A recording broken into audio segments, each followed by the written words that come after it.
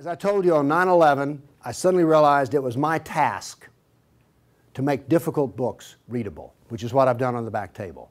I sometimes describe myself as a man who reads big, thick, old books and writes modern, small books that anyone can understand. And actually, I rather enjoy it. I don't surf the web. People are disappointed when they run into me sometime and some other counter-jihadist, they go, "Have you seen my website?" No. I don't even go to my own website.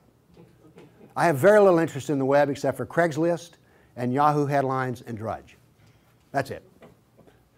So I like reading big, thick, old books. I really do. But I thought when I got my books written, in which the Quran was easy to understand, here's Muhammad, easy to understand, all these books on Sharia and everything were easy to understand, I thought, we win. No, we don't even have game.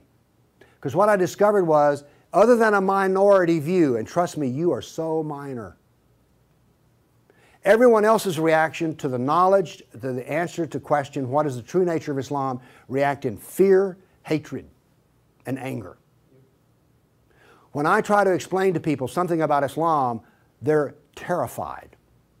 So I thought people would run when I got my books published, and indeed they did run away from me.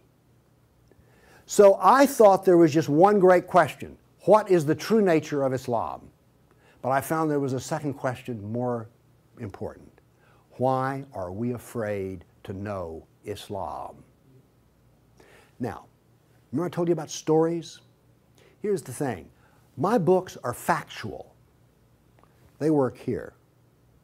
But in dealing with human beings, if you're going to make a sale, any salesman will tell you this, the facts are secondary to the feelings. And where you get feelings is from stories, amongst other places. And I began to think about, why is everyone so afraid even though they don't know anything? Well, it turns out they do know little figments of stories about Islam that involve violence. And the knowledge that they were into the slave trade does not come as a shock, really. So, remember I told you that the house of Sufism was like a palace with a smell coming up from the basement? Everyone smelled that smell. They just don't want to talk about it. But it's somewhere deep in the back, almost primordial mind. So, the problem is we don't know the history of Islam. We don't know the answer to this question. This is the world of Islam. How did it happen? You can ask very intelligent people, and they will not be able to give you the answer to this question. How did North Africa go from being European and Christian to becoming Arab and Muslim? How did that happen? And is that an important question? How did the Middle East go from being Christian to Muslim? And is that an important question? I think it's an overwhelmingly important question. All right. Now, to understand how that Islamic world came about, we're going to have to go about and see how Islam entered our world. Now, to do that, Islam entered the world of the Byzantine Empire. We know that in the Sirah, Muhammad's life, his last days were spent killing Christians and subjugating them. After he died, that process continued. So, let's describe the world that Islam invaded. Now, we're told that the Roman Empire collapsed when the German barbarians invaded Rome. You all heard that story? Well, that's false. That is not true. It is wrong. What happened was, after the German barbarian tribes invaded Rome, they set up their own version of the Roman Empire. They retained classical culture. They spoke Roman. They hired Roman philosophers and Roman attorneys to teach their children and to run their schools. They came into the Roman Empire not to destroy the empire, but just to get the goods for themselves. The eastern part of the empire, so-called Byzantine Empire, is over here. Now, this is after the German invasion. The important point is this: there was still a classical empire. It's not collapsed. Then, after the fall of Rome, the Byzantines gradually exerted their political influence till now this was the new form of the Roman Empire. This is the Byzantine Empire, and it is about to be invaded. This is the classical world that Islam invaded. Notice that the classical world is still up and running. It's critical to remember that. It was now weak, but it was still up and running. We're going to see what caused its collapse. Here we see in 25 years, 3 stages of development of the spread of Islam. This is 25 years' work. How is it that the Arabs were able to do to the Byzantine Empire what the Persians could not do in Iran? Here's the answer to that question. It has to do with Iran, actually. The Greeks and the Persians had been having wars since forever. All right? The 300 at Thermopylae, that was about the Persians. All right? Alexander the Great, he defeated the Persians. The Persians kept hammering on the Romans and then the Byzantines, and 25 years before Islam invaded, there was one massive last series of battles that left Persia weak and the Byzantine Empire very weak. Then comes along the Black Plague. 1 person in 3 dies. So the Byzantine Empire, when Islam invaded, had been weakened by a long war with Persia and the loss of 1/3 of its population. The economy had collapsed by 2/3. You think the Obama economy is bad?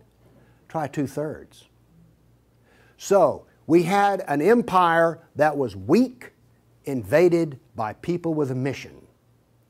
Now what's important here is these 3 different shades of green represent the different caliphs.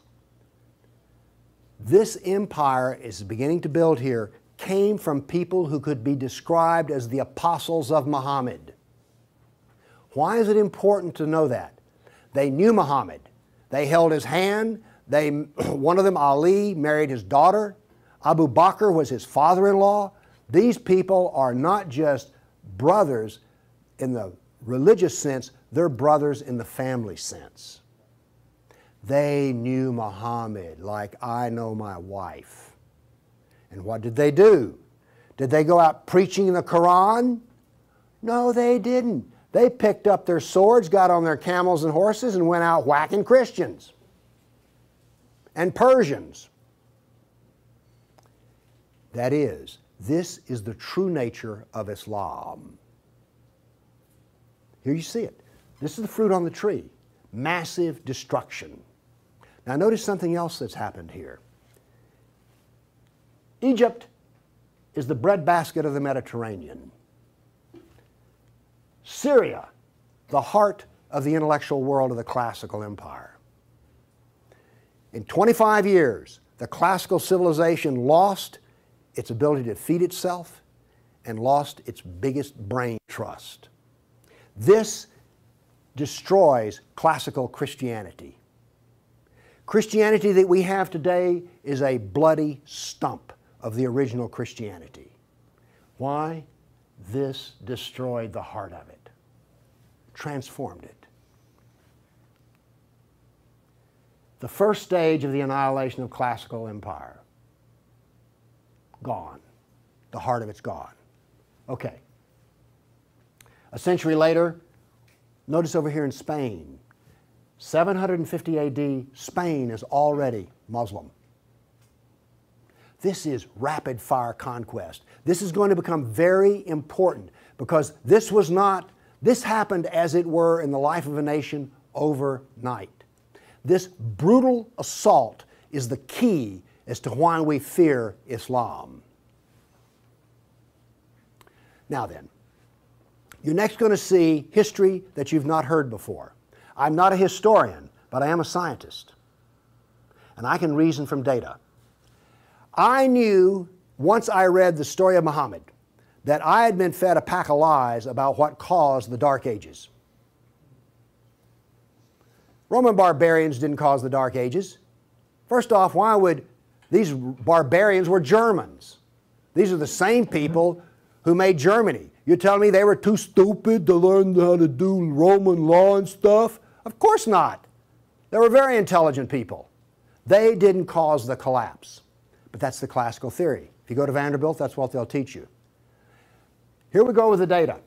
There has recently been a lot of classical ancient works that have been translated and put into a database format so they can be accessed. There's been massive archaeological research under the ocean and at the edge of the Mediterranean. From this archaeological research, we're able to track history and economies. All right? That figure I gave you about how the economy collapsed, that came from the study of sunken vessels. Because if you're not buying much, you know, if 1 in 10, let's say 1 in 10 ships is sunk, that figure's not that high, but whatever. If you see a lot of sunken ships, there was a lot of ships sailing around. When they go down, the economy goes down. So from this data, we know a lot. And this, in particular, the database of ancient documents, gives us 548 battles that Islam fought against the classical world. This is all new information. I've talked with people who consider themselves history buffs, and they go, well, let's see, battles of Islam against Europe. Let's see, we've got the invasion, we got Tours, we got the invasion of at Gibraltar, we've got Lepanto, Gates of Vienna, collapse of... Okay, that's 5. You talk to a historian, and those are the 5 battles they can scratch up. And I remind you, you can have all of these slides if you just send me an email for it. Okay, what does this new data show us? It shows us this. See the white spots? They're brand new battles. They're going to change to red. These are new. Every time, I want to show you this all over again. Every tick is 20 years. The new battles for that 20-year period come up in white, then they fade to red to show you the history. So white's what's happening right now, red has happened. Let's see how these 548 battles act out over. We're going to watch in 70 seconds, we're going to watch 1,200 years of conquest. Look how fast this is happening. Bam! Here comes, you didn't know France was hammered that hard, did you? You heard of Tours. Watch what's happening in Spain and the islands. Now many of these raids or battles, if they're at the coastline, are slave raids. The slaving that took place in here was extensive and went on and on. All of this work is also happening now then. We're now into the golden age of Baghdad. This is the punishment that's being handed out to Christians everywhere. In Spain, after one battle, there were knights' heads were cut off and they made a pile so high that a man on horseback couldn't see over them.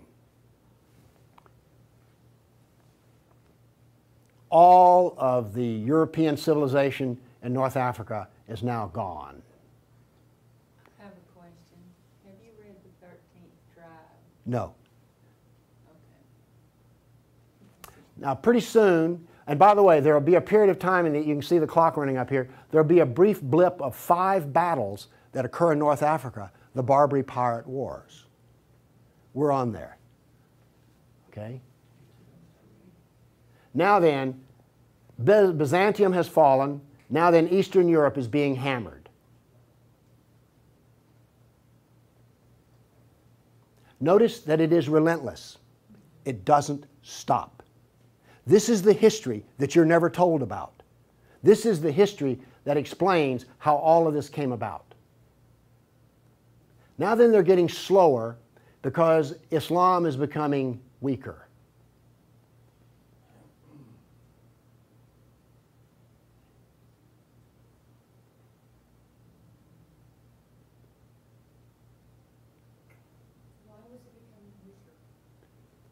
Corruption.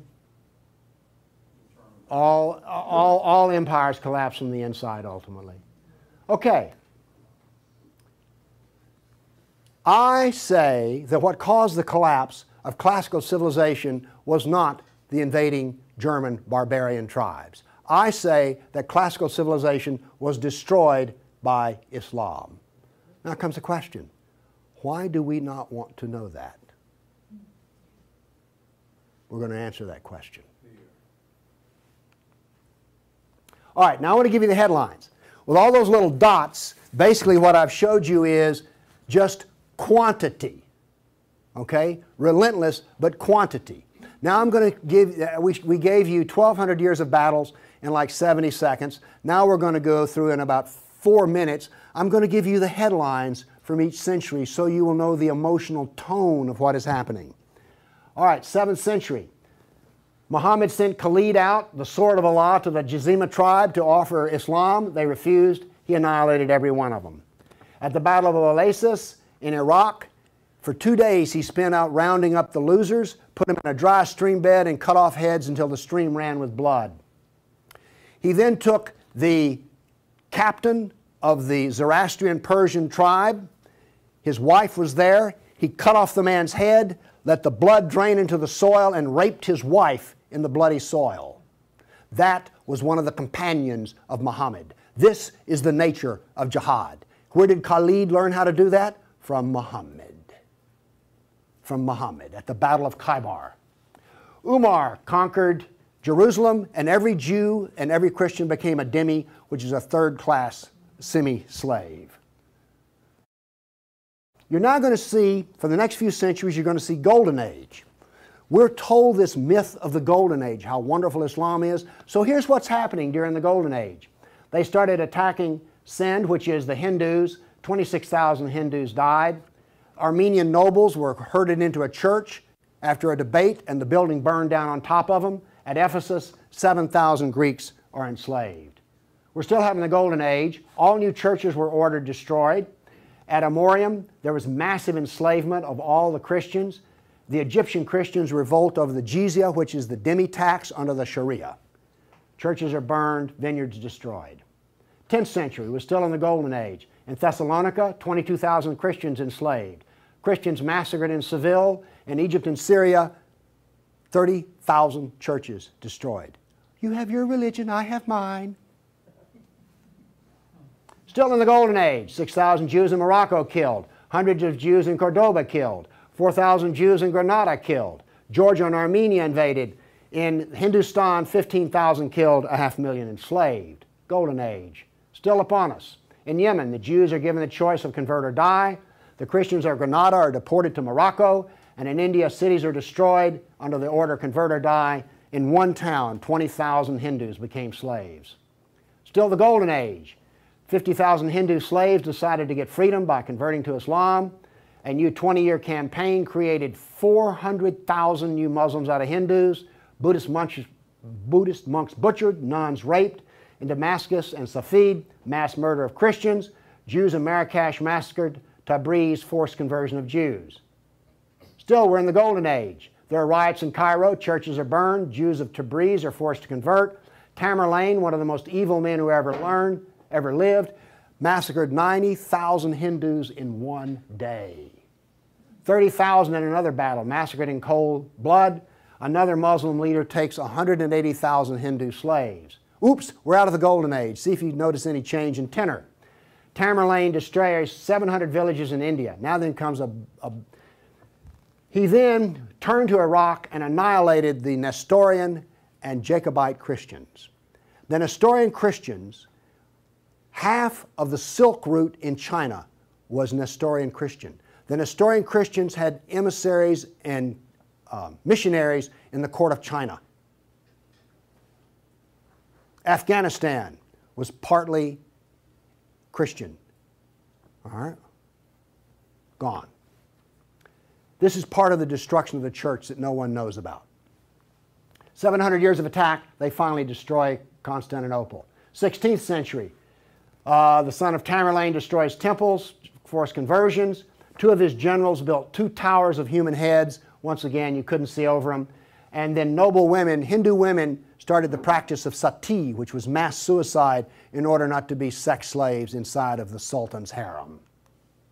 17th century, Jews of Yemen and Persia forced to convert, forced conversions of Greeks. The Zoroastrians are persecuted in Persia, and over 500,000 killed Hindus. 18th century, more Zoroastrian persecution, Jews of Jeddah expelled, Jews of Morocco massacred, Hindu persecution continues. 19th century, more forced conversion of Jews, Jews of Baghdad massacred. Oops, 250,000 Armenian Christians slaughtered in Turkey. Now then in Persia, the Zoroastrians are completely annihilated. 20th century, over 1 million Armenian Christians killed. 1 million. So you now not only know the number of battles, you now see the tenor of what's going on. You now know quality and quantity. Do you get the drift on how bad this was? Now then, the establishment doctrine is that we've already told you classical collapse had nothing to do with Islam, and indeed Islam was a source of good because the hillbilly Europeans lost their classical learning and the shrewd, smart Arab Muslims preserved all the knowledge in the Golden Age. This is what is taught in our schools. I maintain that it was annihilated by Islam. Okay, we've been talking about land here. I now want to talk about water because classical civilization was based upon the Mediterranean Sea.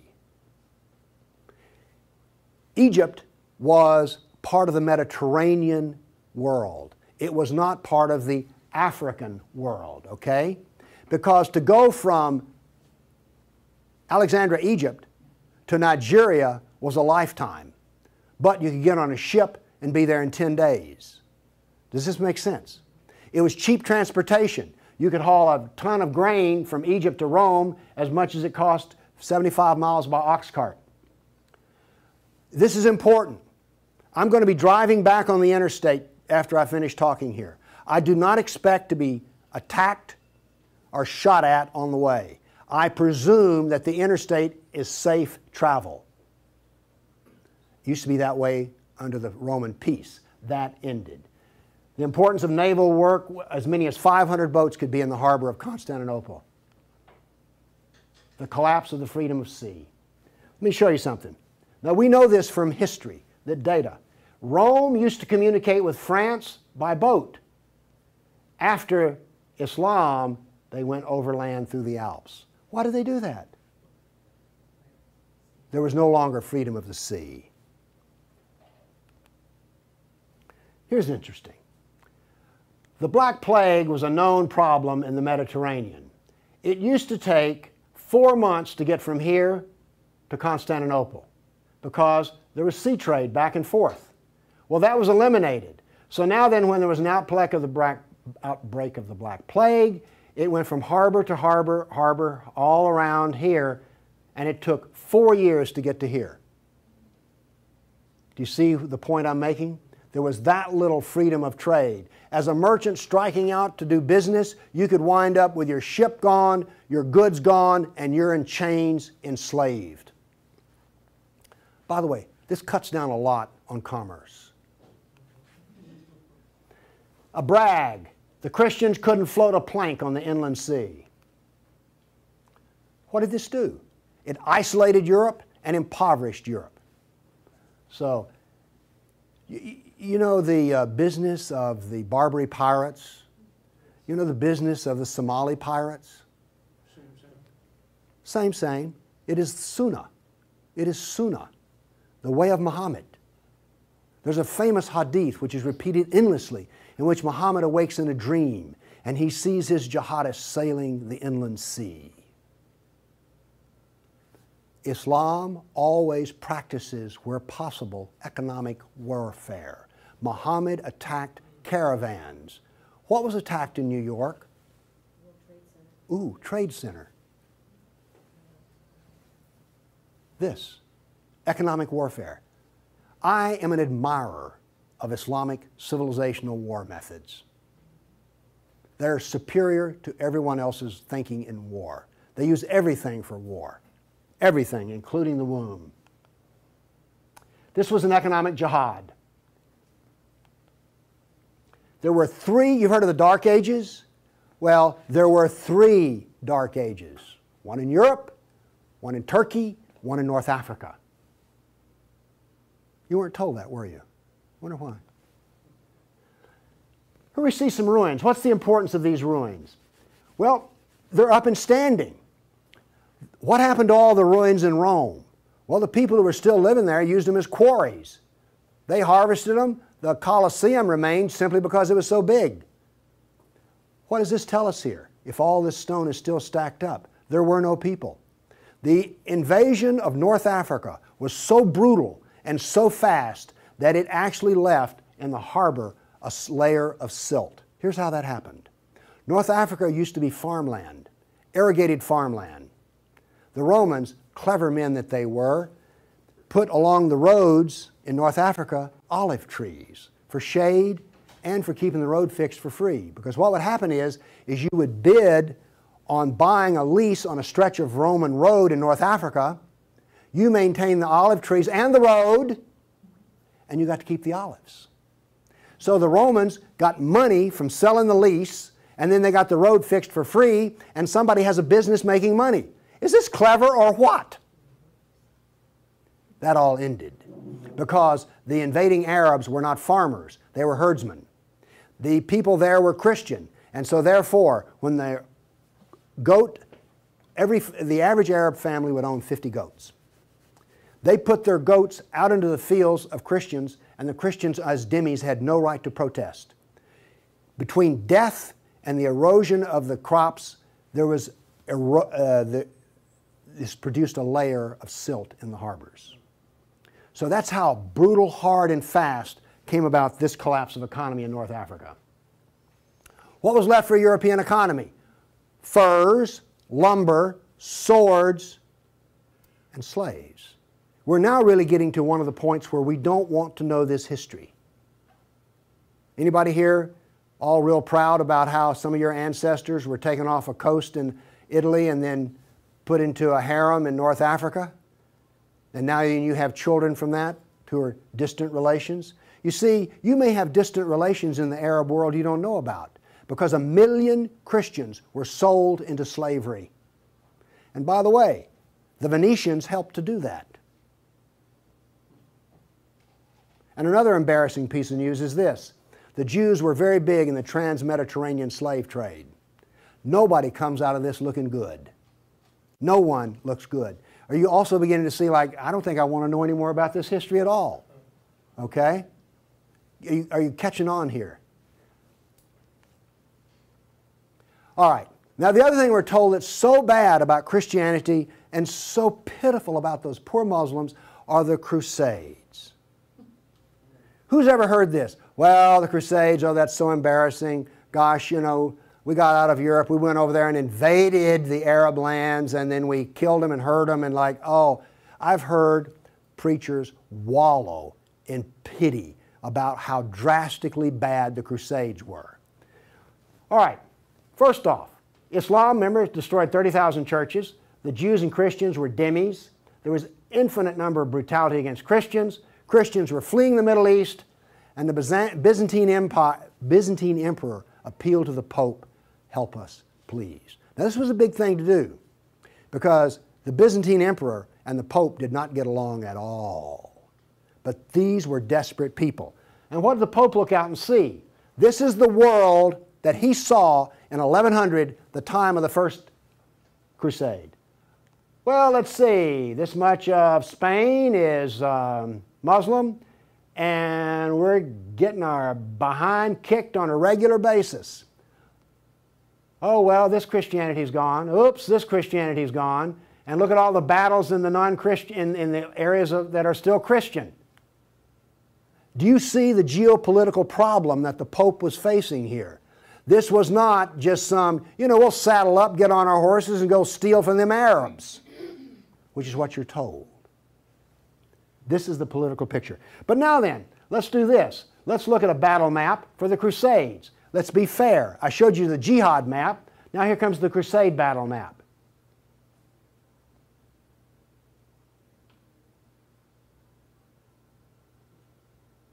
We're almost done. That's it.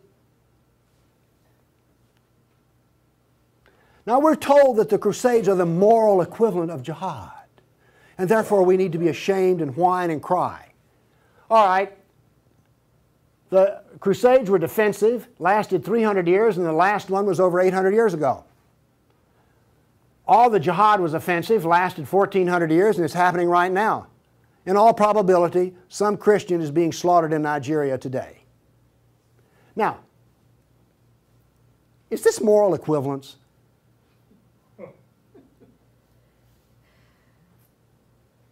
Why won't they teach this in a church school? So the ministers will stop, oh, the Crusades were just so terrible. No, the Crusades were one of the few times the church put steel in its spine. And then we apologize for it.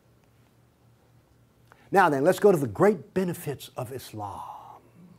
We're told about two different golden ages. We're told about Andalus, the wonderful empire in Spain, in which there was multicultural peace, and Jew and Christian and Muslim all lived together in a golden age in Europe. You ever heard that? Well, here we go. This is the battle map of the golden age in Andalus. Now, while all this is going on, orders for slaves are being filled. The first slave order out of Spain was the Caliph ordered up 3,000 blonde virgins. They were shipped out of Spain. Battles are going on in which Christian knights die. But notice something here. The Christians won't quit fighting.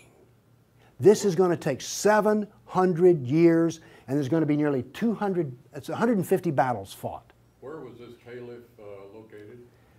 There was more than one caliph at the time. This was a caliph in North Africa. Okay. Now then, looking at this, do you understand why when Isabel and Ferdinand were finally in full power, they told every Muslim in Spain to get out of here? They drove everyone out. Okay. My question for you is this. Was Andalus a multicultural golden age or a reign of terror? I claim it was a reign of terror, and it was not a golden age at all. And yes, there were a few people who had it good. The elites had it good. There were some rich Jews and rich Christians that had it good. Also, otherwise, there was constant war, slavery, and Christians had to wear robes so you could tell a Christian from a block away. And a Christian couldn't carry a sword, and they paid special taxes. And then we come to the question, why are we told this story? Now we have the Baghdad Golden Age. Here we go. This is all the battles that are fought during the period of the Golden Age in Baghdad. Now, not only are they as busy as they can be killing Christians, but they're also busy establishing the Sharia doctrine. They're also busy establishing the Hadith doctrine. And they're also busy in doing things like slave trading. You know all those exotic photo pictures you've seen of the harem? They're sort of pre-Playboy sexy, beautiful women in gauzy outfits. All of those women were Christians. Less romantic sounding, isn't it? The other thing that's happening in Baghdad is this. A new philosophy is being generated in which there is no cause and no effect. This turns out to paralyze the mind. Okay, those were all the battles that were fought during the mythical Golden Age. Okay, during the Golden Age, Christians and Jews were dhimmis, Christians were sex slaves. Here's one that gets me. During this Baghdad Golden Age, they evolved a philosophy in which there were no laws of nature and there was no cause and effect. I'm a scientist. We work off of two laws, the law of contradiction, does the data contradict the data, and the law of cause and effect. I've just explained to you why, out of their Golden Age, why you don't find Muslims getting Nobel Prizes in science. You cannot be a scientist and not believe in cause and effect. You just can't. Won't work. Now then, the Christians did all of the vaunted translation of the Golden Age text, and get this. We're told that this was such a great peak of learning, they destroyed 90% of the books. And we're told that the remaining 10% they preserved is like, oh, this was the Golden Age. Oh, we live in eternal gratitude to the Muslims. If they had come along, we'd have had 100% of them. Presented with a library in India, the largest library in the world was a Buddhist library in Nalanda. They came to him and reported the existence after they had conquered, and they said, "What shall we do with the library?" The order from the general was this: if it contains any information that is in the Quran, we already have it, burn it. And if it contains any information that is not in the Quran, it is false, burn it. The same was done with most all of the libraries. And why are we told this was some wonderful golden age that preserved knowledge for us? Ottoman Empire, 1683. The reason I have this up here, Islam in Europe. That's the world today. I've now explained to you how this world came about. It came about through relentless, brutal persecution of everyone who was not a Muslim. Now then, let's change to modern times. All of that work stops in 1922. This works off a database of 19,000 jihad attacks since 9/11. There are things like this. I know the date, the country, the city, how many are killed, how many injured, and a description. Now, when you present a guy like me with 19,000 pieces of data, I start asking questions. How do we make this make sense? So let's make it make sense. By the way, you did hear all about these 19,000 attacks in the Tennessean and the local newspaper, didn't you? You did hear about this. It was on the nightly news. We've heard about Fort Hood. Oh, the workplace incident. Oh yeah, I got that. All right. Anyway, moving along here. This, by the way, is where all these took place. And you'll think that's interesting. And you'll notice something. This is the Islamic world, and it all centers around it. But notice how much is happening in Europe. Okay. I take the data and I parse it and I divide it. I use Islamic doctrine to analyze this data. What does Islam insist on? Well, in my first lecture, I told you they're fixated on the kafir, right? So I use the kafir to analyze this data from an Islamic standpoint. See, I'm the ultimate multiculturalist. No, really. I'm the only person you've ever met who analyzes Islam on the basis of Islam. Here we go. Here we have, in the last 10 years, the total number of attacks. In the green, we have Muslim on Muslim violence. You mean a Muslim will kill a Muslim? Really? They're doing it in Syria as we speak, right? Remember Iran, Iraq? Okay. Then we have the only one I care about.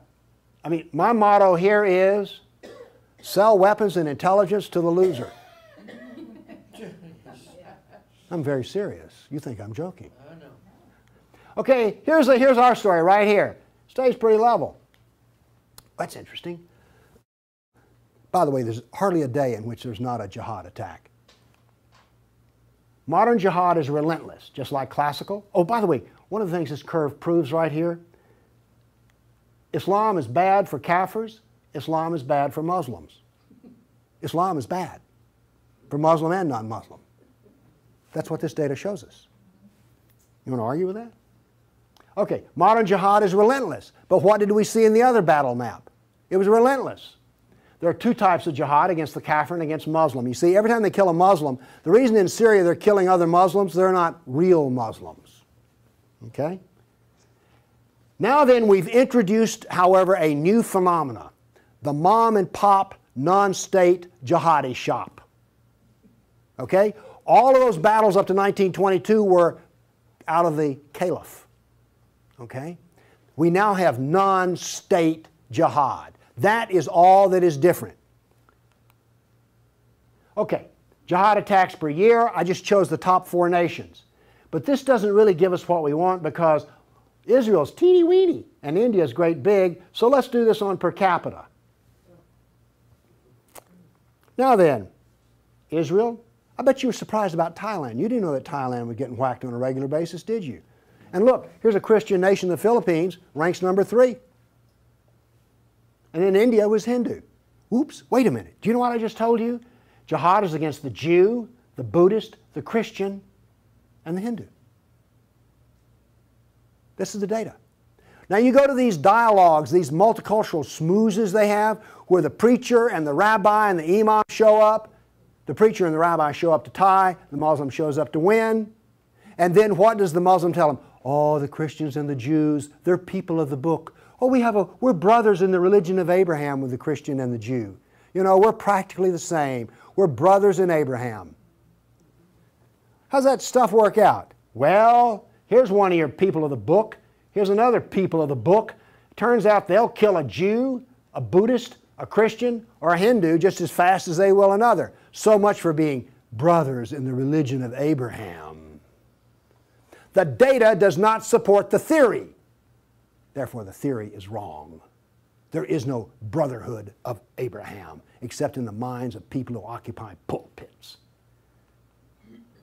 The jihad is against the Jew, the Buddhist, the Christian, the Hindu, and the secularists, by the way. The secularists are the worst of all. Well, maybe worse than the Hindu. It gets hard to know, you know, I mean, really. It's against all kafirs. That's who the jihad is against. The religion of peace. Here we go. 548 battles, 19,000 jihad attacks. In 12 decades, in 1,400 years that are jihad-free. Therefore, Islam is 91% violence and 9% peace. So George Bush was 9% right when he declared religion of peace. Constant violence is why? There's a doctrine. The doctrine of jihad is found in the Sirah, the Quran, and the Hadith. We've already been over this. They don't like kafirs. We have a whole doctrine of jihad within the text. Islam was only successful through jihad. Therefore, we have a doctrine which produces jihad, and it produces this effect of the collapse of civilizations. Here you go. Tears of jihad. 270 million dead over 1,400 years. Read them and weep. Read them and weep. The doctrine drives history. History shows the true nature of political Islam. Political Islam is the enemy of all Kafir nations. There's an intellectual history. In 1,400 years, I've read a lot of old documents. They never talk about the Muslim. They talk about the Arab, the Turk, the Moor, Al-Qaeda, Asian, and it's always been by specialists. And today, all the established specialists are apologists for Islam. Why was the Quran code not cracked in recently? How come we don't teach Muhammad? And why is the Golden Age propaganda taught? Why do we remain ignorant and keep suffering? I maintain there's a reason for this. I maintain that this constant brutality over the centuries has produced in the Western mind the equivalent of the abused dog, the beaten wife, and the raped child. We do not think correctly. Everybody's seen the beaten dog that when you approach it? That is the Western mind. We deny the attacks. How much jihad is ever reported? The churches will not even admit that a Christian suffers anywhere. Fear. Muhammad used fear. Any public critic of Islam has a certain fear element there. Guilt. Oh, we haven't treated Islam right. If we treated them better, everything would be good. We don't teach the history. We humiliated. Who here is going to go home and brag about how your ancestors were slaves, how your history was annihilated, and that all we teach is the lie of the Golden Age? Have you not noticed since 9/11 how bitter and angry politics has gotten? The reason is we're not allowed to get angry at the enemy, so we get cranky with each other. We're powerless. Anybody want to debate about this? The abuser. Muslims will not admit they sold a single slave or ever killed a person. They're arrogant and self-confident. Islam is perfect. Word Islam means submit. They expect submission out of us, and they get it. Islam is the victim. After 9/11, I heard this. The real victims of 9/11 were the Muslims. You've heard that anywhere? After 1,400 years of jihad, brutality, enslavement, theft, deception, rape, annihilation, and insults, the Kafir mind has become identical to that of an abused victim. Our only solution is to face our history and welcome it and embrace it.